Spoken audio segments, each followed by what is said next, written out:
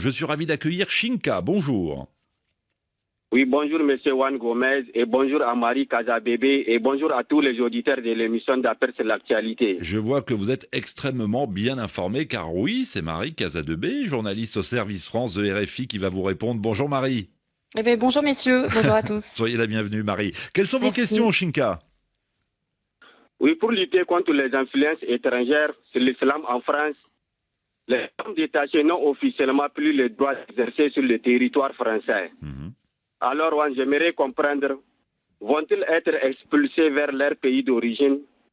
Alors, c'est une bonne question. Marie Casadebé, peut-être avant de répondre à Shinka, un mot tout de même sur ce qu'est un imam détaché et la réalité de ce qu'il représente en France. Oui, alors un imam détaché, en fait, c'est un imam étranger qui est payé par son pays d'origine pour venir officier en France.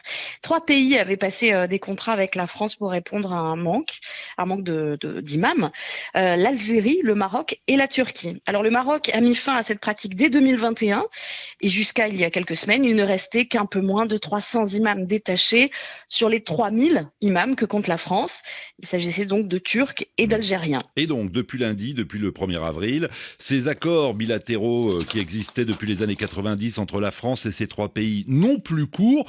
Que vont devenir les 300 imams détachés? C'est ce que nous demande Shinka. Oui. Alors, soit ils font le choix de rentrer dans leur pays, soit ils ont dû changer de statut pour rester en France, puisqu'ils ne peuvent plus profiter de ces accords bilatéraux.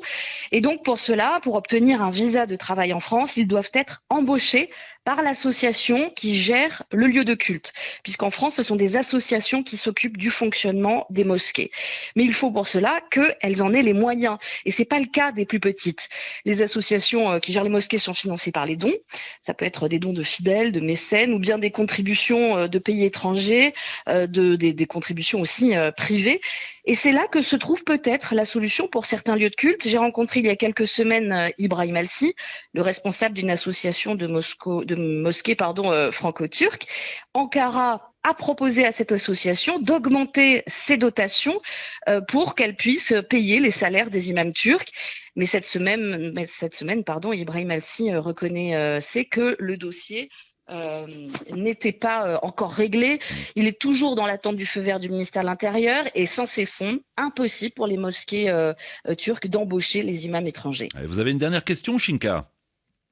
Oui, doivent-ils suivre une formation particulière pour continuer d'exercer en France? Est-ce que les imams étrangers vont devoir suivre une formation? Et oui, et ça c'est nouveau. Alors il ne s'agit pas d'une formation religieuse. L'État ne peut pas imposer une formation de ce type, mais il s'agit d'un diplôme universitaire reconnu par l'État. Il est intitulé Laïcité, religion et citoyenneté.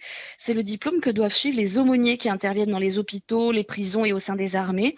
Et les imams étrangers qui souhaitent rester en France devront également passer un examen de français. Le manque de statut légal de l'imam en France, le manque aussi de formation sur le territoire, les bas salaires expliquent en grande partie le problème du recrutement chez nous, sur le territoire français. Le gouvernement a donc décidé de maintenir la possibilité pour les mosquées de faire appel à des imams étrangers, mais seulement pour la période du Ramadan, puisqu'évidemment les demandes, les fidèles sont bien plus nombreux dans les lieux de culte.